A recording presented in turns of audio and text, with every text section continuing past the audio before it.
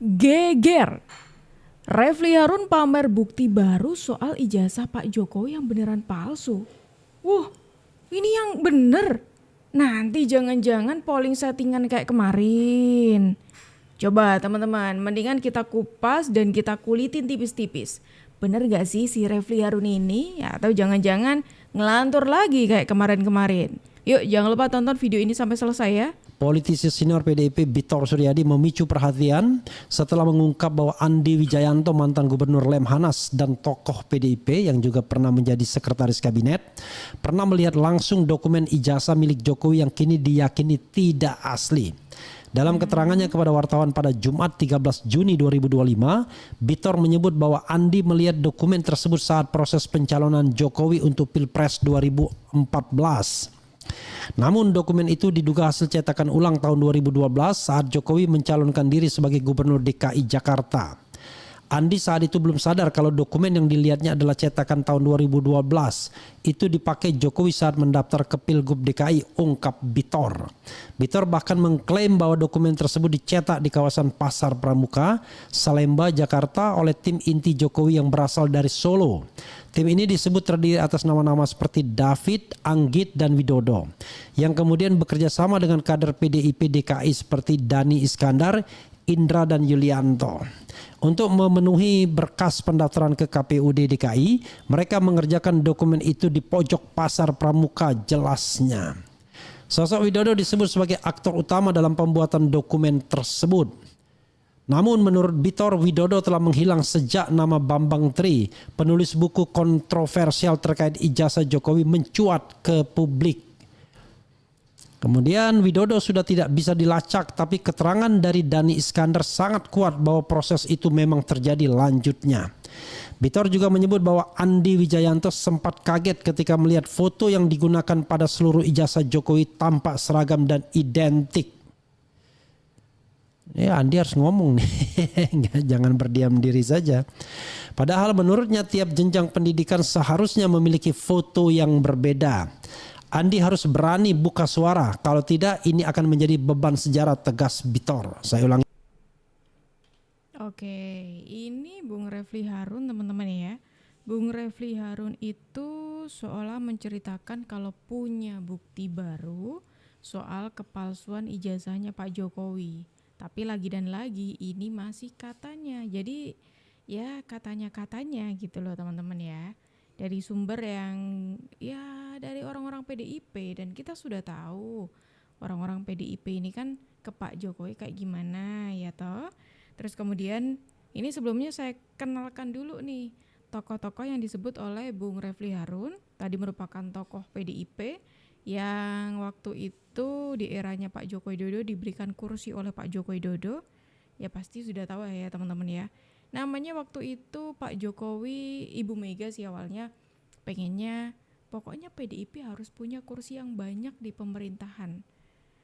Ya Pak Jokowi kan pasti waktu itu jelas tertekan sekali dengan apa yang diinginkan oleh Ibu Mega. Makanya salah satu orang yang dikasih kursi oleh Pak Jokowi waktu itu ya atas gertakannya Ibu Mega itu adalah Pak Andi Wijayanto teman-teman. Dan di sini Bung Refli Harun itu menggunakan narasinya dari yang katanya ya.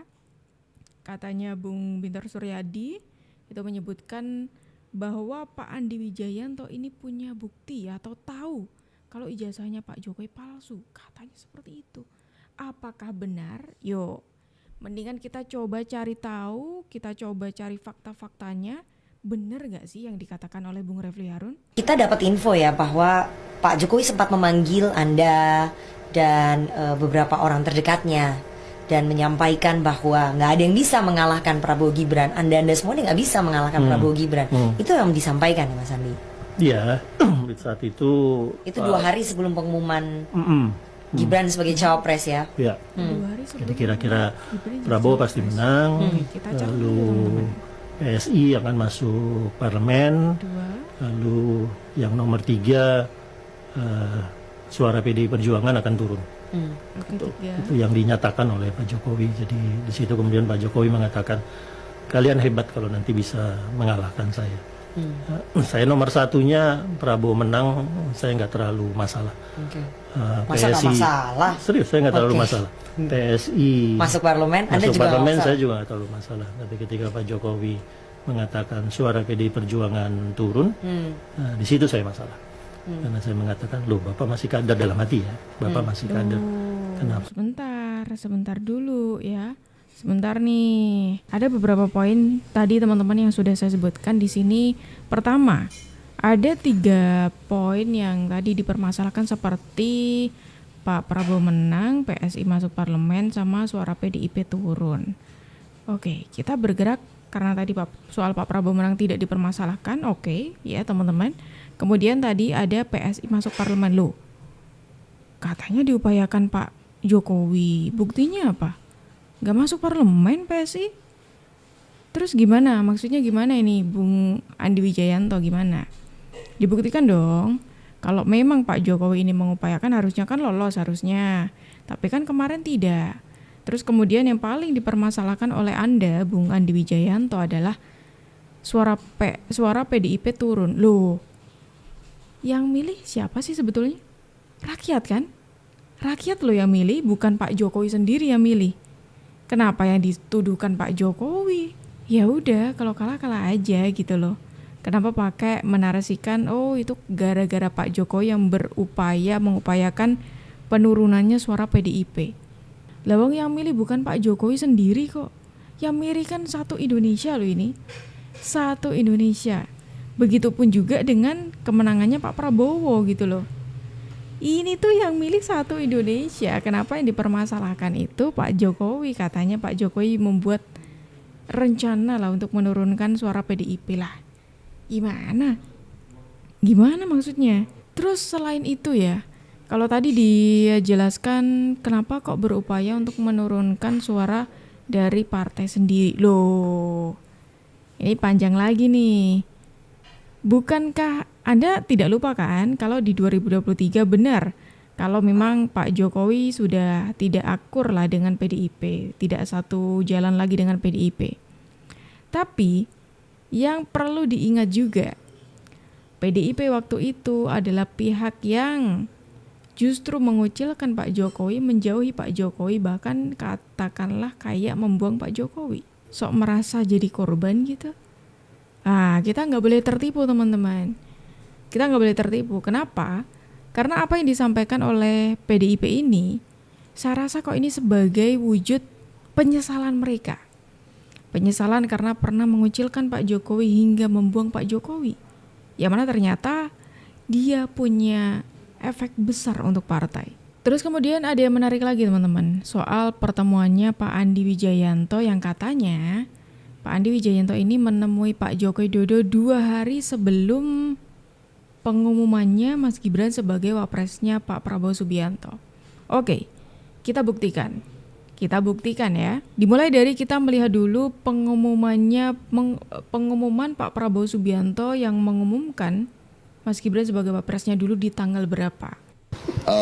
Baru saja koalisi Indonesia Maju yang terdiri dari 8 partai politik, yaitu Partai Golongan Karya, Partai Amanat Nasional, Partai Demokrat, Partai Gerindra, Partai Gelora, Partai Bulan Bintang, Partai Garda Republik, dan Partai Prima, yang dihadiri lengkap oleh ketua umum masing-masing dan sekretaris jenderal masing-masing.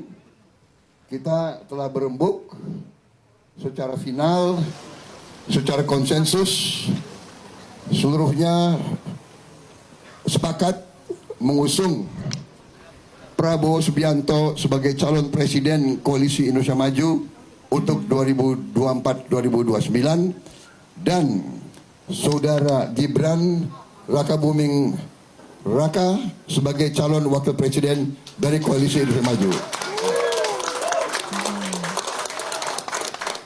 Saya kira itu pengumuman yang Oke, ini merupakan pengumumannya Pak Prabowo Subianto saat mengumumkan bahwa Mas Gibran itu merupakan calon wakil presidennya waktu itu.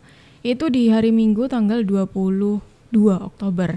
Berarti kalau 2 hari sebelumnya itu di tanggal 20 Oktober ya. Coba kita cari tahu. Apa agenda Pak Jokowi di tanggal 20 Oktober waktu itu? Pada tanggal 18 Oktober, saya akan melanjutkan perjalanan ke Riyadh, Kerajaan Arab Saudi untuk melakukan kunjungan resmi bersama putra mahkota Perdana Menteri Arab Saudi dan memimpin KTT pertama ASEAN GCC, Gulf Cooperation Countries. Sejumlah kerjasama dengan Kerajaan Arab Saudi akan saya bahas antara lain peningkatan kerjasama ekonomi dan investasi, penjaminan produk halal, energi, dan pembentukan Dewan Koordinasi Tertinggi. Pada tanggal 21 Oktober, insya Allah saya dan rombongan terbatas akan sampai di Indonesia. Terima kasih. Wassalamualaikum warahmatullahi wabarakatuh. Oke. Nah loh, Bung Andi Wijayanto Anda menemui siapa dan di mana, Bung? Soalnya Pak Jokowi di sini di tanggal yang tersebut yang Bung maksud ya, di tanggal 20 Oktober itu Pak Jokowi punya agenda ada di luar negeri. Bahkan bukan cuma di tanggal 20, dari tanggal 18 sampai tanggal 21 Pak Jokowi itu posisinya tidak ada di Indonesia. Lah Anda menemui Pak Jokowi di mana? Jangan-jangan bukan Pak Jokowi yang Anda temui. Ayo, jujur, ngaku. Siapa yang Anda temui dan di mana Anda ketemunya? Ternyata terungkap dari tayangan Rakyat Bersuara, ada lebih dari 5 kasus hukum atau kasus korupsi dari skandal pejabat yang akan dibongkar oleh Hasto Kristianto. Dan data-data disimpan di 3 orang, yakni Hasto Kristianto, Poni Bakri, dan juga Andi Wijayanto. Itu kemudian yang terungkap dalam tayangan Rakyat Bersuara sama anggota PDI Perjuangan Guntur Romli. Kini pertanyaannya tinggal 2. Pertama, apa kasusnya? Lebih dari 5 kasus korupsi. Kemudian yang kedua, kapan akan dibongkar? Jadi bukan terkait dengan kasus pribadi, aib pribadi dan lain sebagainya, bukan. Tapi kasus hukum dan korupsi. Dan disebutkan juga, bahkan menyinggung Presiden ke-7 Republik Indonesia, Joko Widodo. Benarkah itu? Ternyata Bung Andi Wijayanto ini juga merupakan orang yang ibaratnya kayak kerjasama dengan Pak Hasto Kristianto, Ibu Koni juga untuk menyerang Pak Jokowi gitu. Karena ini berkaitan dengan dokumen yang sebelumnya itu pernah ramai teman-teman.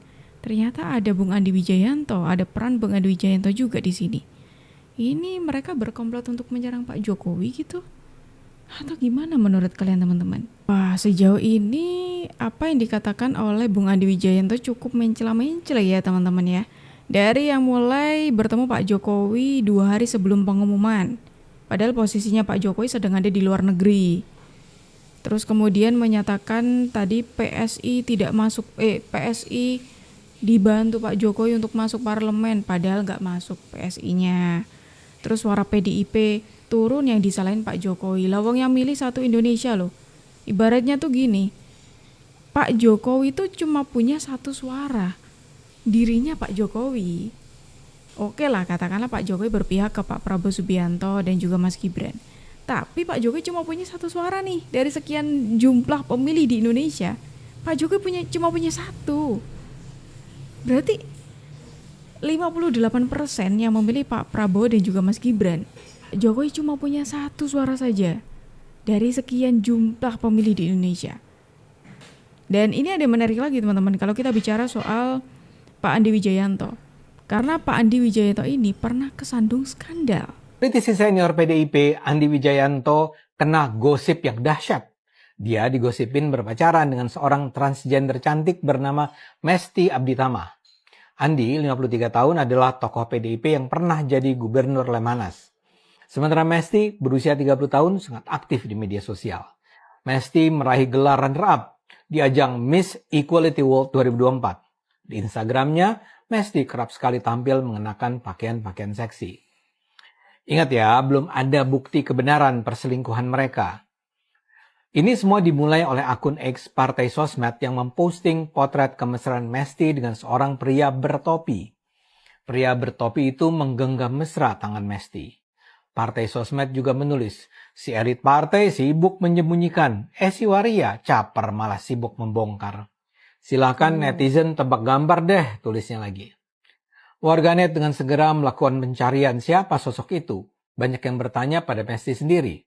Sampai kemudian tampil sejumlah postingan Mesti yang menunjukkan beberapa clue. Salah satunya ada postingan Mesti mengenakan kalung berinisial AW. Kalian bisa tebak nggak siapa inisial ini? Tulis akun Mesti sambil menyoroti inisial AW. Kemudian Mesti juga memposting foto dia bersama mobil dengan plat nomor khusus D101AW. Jadi lagi-lagi AW. Ketika warganet bertanya asal partainya, Mesti membagikan baliho kampanye Andika Perkasa di Jawa Tengah. Partai Andika ya PDIP lah. Rangkaian tanda itu membuat warganet menduga sosok itu adalah tokoh PDIP Andi Wijayanto.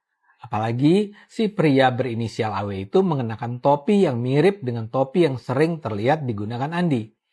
Seorang netizen bahkan dengan yakin bilang, di Indonesia hanya ada satu pria yang mengenakan topi semacam itu. Netizen lain bahkan melampirkan potret Andi bertopi dalam pemberitaan tentang reshuffle oleh Presiden Joko Widodo. Jadi kalau rangkaian tanda-tanda itu disatukan, memang logis lah kalau orang menyimpulkan pacar Mesti itu adalah Andi Wijayanto. Setelah itu mulailah warganet menyerang Andi yang dianggap melakukan hubungan dengan pelaku penyimpangan seksual alias LGBT. Berbagai hinaan dilontarkan pada Andi. Pertanyaannya, benarkah itu Andi? Ini tentu saja meragukan. Kalau benar sosok AW itu adalah Andi, mengapa Partai Sosmed tidak menyebut saja namanya? Mengapa Mesti juga hanya menampilkan inisial tanpa menyebut nama Andi? Jadi apa yang dilakukan jelas mencurigakan. Wah, ini menarik teman-teman. Orang yang ngefitnah, yang sering kali ngefitnah Pak Jokowi sejak Pak Jokowi tidak bersama dengan PDIP, ternyata dia punya skandal yang ya seperti yang barusan kita dengar gitu loh. Gimana kalau menurut kalian? Akan beri komentar kalian di kolom di bawah ya. Dan teman-teman, ada yang menarik lagi nih. Kalau kita bicara soal sikap-sikap mereka yang tadi Bung Refli mulai membongkar, seolah punya bukti baru.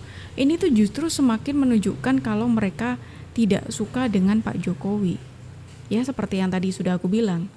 Mereka tuh ibaratnya sudah benci dengan Pak Jokowi, ibaratnya kayak merasa sakit hati Pak Jokowi tidak lagi satu jalan dengan mereka, yang ternyata ketika mereka mengucilkan Pak Jokowi, membuang Pak Jokowi, menjauhi Pak Jokowi. Ada beberapa kelompok yang tidak akan pernah bisa bahagia dengan keberadaan Pak Jokowi dan keluarganya. Ya. Dan dalam konteks ini adalah Wapres Gibran Rakabuming sebagai putra bung sulung beliau. Ada segelintir orang yang memang haus dengan kekuasaan atau memang tidak akan pernah ikhlas negara ini diatur oleh keluarga Pak Jokowi. Jangan terlalu dilihat serius sebagai gerakan benar-benar ingin mencopot Wapres. Ini hanya upaya untuk mendegradasi citra, melemahkan posisi tawar dari Wapres seperti yang mereka lakukan terhadap Pak Jokowi. Bagaimana masyarakat? Lagi dan lagi nih bukti. Kalau tadi sudah aku sebutkan orang yang seringkali menghina Pak Jokowi ini ternyata ya sudah terbaca sebetulnya ya. Mereka itu dasarnya memang nggak suka kalau melihat Pak Jokowi itu lebih apa ibaratnya kayak masih dipandang penting gitu ya untuk dari orang-orang di waktu Pak Jokowi sudah purna tugas teman-teman. Dan ini yang berusaha untuk dikacaukan oleh orang-orang ini. Termasuk dengan menghina Pak Jokowi bahkan Bung Andi Wijayanto ini juga menyebut Pak Jokowi itu katanya sombong lah. Terus habis itu berusaha untuk memenangkan, menjatuhkan partainya sendiri loh. Anda lupa, yang menjauhkan diri dari Pak Jokowi itu tuh PDIP, bukannya Pak Jokowi yang menjauhkan diri dari partai. PDIP duluan yang mengucilkan Pak Jokowi, yang menjauhkan diri Pak Jokowi, bahkan yang membuang Pak Jokowi itu PDIP sendiri kok. Dan sekarang kok kecewa terus kemudian menyalahkan Pak Jokowi? Waduh. Kalau rekan-rekan ingat 2 bulan yang lalu kita lakukan konfes di tempat yang sama. Kami meyakini bahwa isu yang dilempar oleh pihak-pihak yang selama ini mempersoalkan ijazah Pak Jokowi ini tidak untuk mencari kebenaran. Bahkan waktu itu kami menduga kuat ini upaya untuk menjatuhkan atau mendiskreditkan Pak Jokowi. Ternyata 2 bulan berjalan dalam pengetahuan kami, sesuatu yang kami yakini semakin terbukti kebenarannya. Ya. Seperti kita saksikan bersama, semua upaya hukum, proses hukum sudah dijalankan, diterangkan oleh rekan Yakub, nyatanya tetap ditolak. Bahkan terakhir-terakhir ini, semakin terlihat bahwa kegiatan mereka ini bukan lagi bersifat mencari kebenaran atau kegiatan akademis, karena banyak statement yang sangat terlihat bahwa ini sudah berbau politis. Di antaranya sebagai seorang peneliti melemparkan kalimat-kalimat ingin mengasingkan Pak Jokowi, ingin menusahkambangkan Pak Jokowi agar tidak bisa berinteraksi dengan pejabat-pejabat lainnya. Itu videonya semua kami pegang. Ada lagi mengklaim diri sebagai peneliti, lalu mulai mempersoalkan di luar topik sosial media Pak Wapres, sampai ingin ikut bergabung memaksulkan. Sehingga apa yang kami duga 2 bulan yang lalu akhirnya terbukti. Ibarat pepatah, secepat apapun kebohongan berlari, waktu yang akan menentukan kebenaran akan terkuat. Dan sekarang itu semua semakin terbukti, ya, dan kita saksikan bersama. Karena kita melihat kondisinya sudah seperti ini, jadi apa yang dilakukan mereka ini bukan untuk mencari kebenaran. Apa yang disebut dengan kegiatan akademis juga tidak bisa dibuktikan kebenarannya, dan kita melihat ini sudah mulai membuat gaduh, mengganggu stabilitas politik. Karena itu kami sebagai kuasa hukum Pak Jokowi dalam kesempatan ini juga meminta pihak Polda Metro Jaya untuk tegas mengambil sikap menuntaskan penyelidikan yang sudah kami laporkan 2 bulan yang lalu, agar diputuskan apakah ini layak untuk naik ke penyidikan atau dihentikan. Karena kami pun sebagai pelapor memiliki hak untuk meminta proses hukum ini dituntaskan sebagaimana mestinya, dan kami yakini dari seluruh alat bukti yang sudah dihimpun, baik bukti-bukti surat, saksi-saksi, termasuk keterangan ahli, termasuk bukti petunjuk, dalam pendapat kami, laporan kami di Polda Metro Jaya layak untuk dinaikkan ke tahap penyidikan. Nah, emang benar sih. Ini tuh sangat terdengar politis sekali, sudah bukan lagi untuk mencari suatu kebenaran, tapi mereka ya berusaha untuk menjatuhkan Pak Jokowi. Itu sangat kerasa sekali. Gimana menurut kalian teman-teman? Silakan tulis pendapat kalian di kolom komentar, dan terima kasih karena kalian sudah menemani aku dari awal sampai akhir. Aku Juju pamit undur diri, sampai jumpa.